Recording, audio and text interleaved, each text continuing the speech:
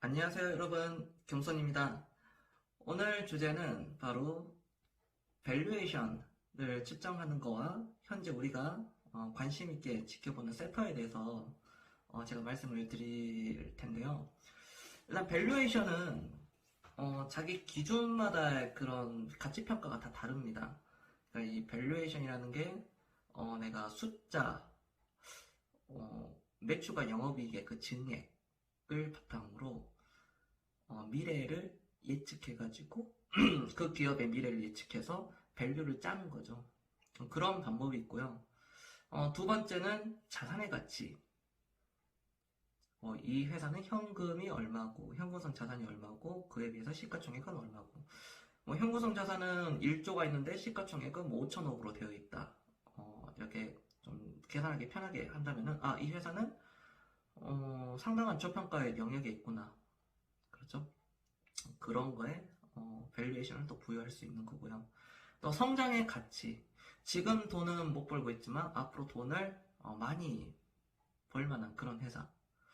그 미래의 영업이익과 매출액의 그 가치를 뽑아서 또 밸류를 부여할 수 있는 그런 성장의 가치를 볼 수 있겠고요. 어, 사실 이건 복합적인 거지만 턴 어라운드 그런 종목들도 있거든요. 이제 여러 가지 이런 자기 패턴에 맞게끔 내가 그 회사의 가치를 뽑아낼 수 있어야 됩니다. 네, 그러나 이게 그 미래를 결국 내 스스로가 예측을 하고 펄을 얼마를 부여하고 멀티플을 얼마를 부여하느냐에 따라서 저마다의 관점이 다 다르고 목표 주가도 다 다르고 심지어 같은 종목을 바라봐도 누구는 비싸고 누구는 싸고 다 의견이 다를 겁니다.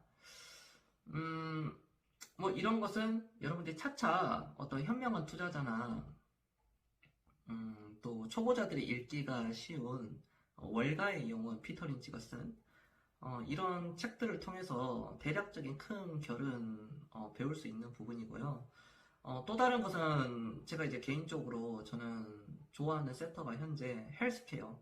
그러나 이 헬스케어라는 얘기는 한 1, 2년 전부터 저는 그런 걸 좀 많이 강조를 해왔고요. 2030년, 2040년이 되면은 뭐 통계청에서 나오는 그 객관화 자료를 바탕으로 우리나라의 65세 이상 인구는 30%가 넘어가는 거, 33% 전후가 나오는 걸로 이렇게 통계가 잡혀 있습니다. 그러면은 자연스럽게 고령화에 관련된 그런 어떤 섹터들이 있겠죠. 건기식이 있을 거고 말 그대로 헬스케어, 어떤 제약회사도 들어갈 수 있겠고요. 다이어트 식품, 뭐 건강식품, 또 다른 뭐 최근에 화제가 되었었던 핫했던 그런 로봇 관련주는 저는 개인적으로 하진 않습니다. 예전에 하고 수익 내고 나왔었거든요. 그리고 또 다른 것은 저는 슬슬 지금 좀 이르지만은 반도체 쪽에서도 여전히 우리는 기회가 있다. 지금 부터 좀 이렇게 주시를 하면서 보면은 좋은 가격에 살 수 있다는 것을 저는 알 수 있겠고요. 사실 싼 게 너무 많습니다. 건설도 싸고요. 조선도 케바케지만 뭐 나쁘지 않습니다. 하지만 현대미포 같은 경우에는 저는 이제 따라가진 않거든요.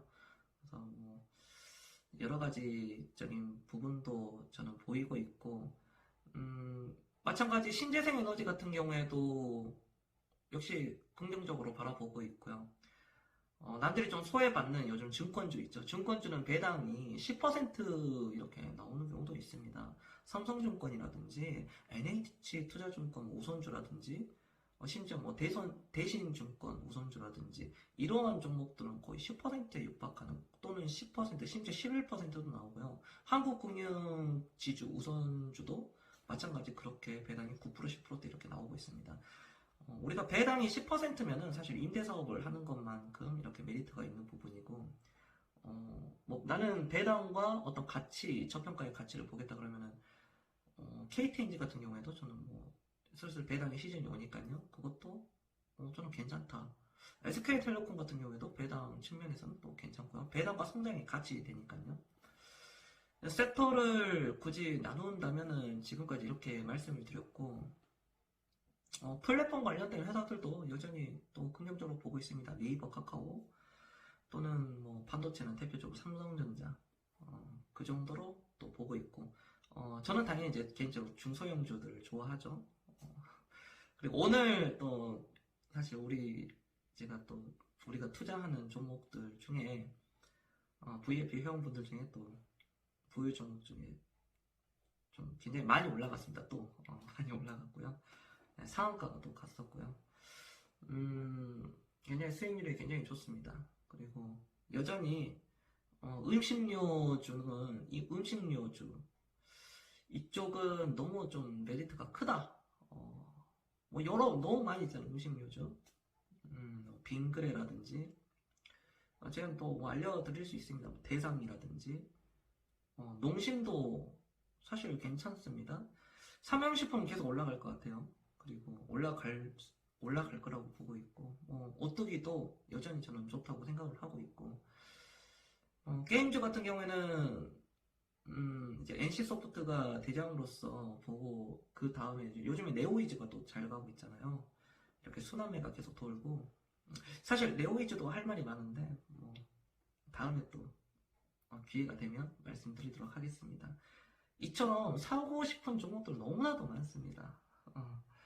제가 바라보는 이 세트는 음식료주, 뭐 건설, 뭐 고령화 헬스케어 관련 종목들을 굉장히 선호한다고 말씀을 드리겠고 이렇게 지수가 오늘 뭐 몇 포인트 끝난지 저는 모르겠습니다. 저는 지금 지수를 확인을 안 했거든요.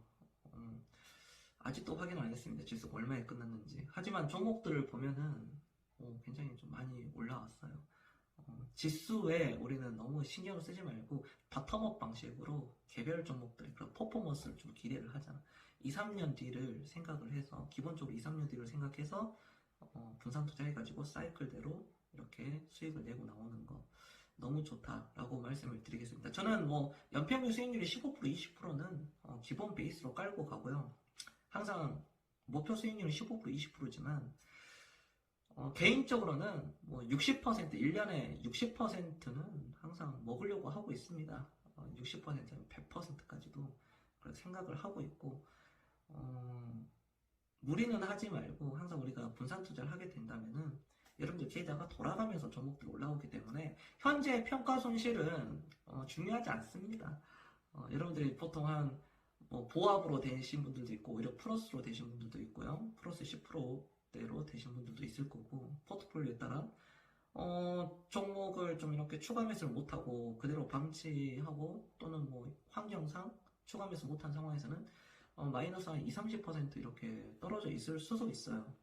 하지만 그럼에도 불구하고 그게 다 회복이 됩니다. 걱정 마세요.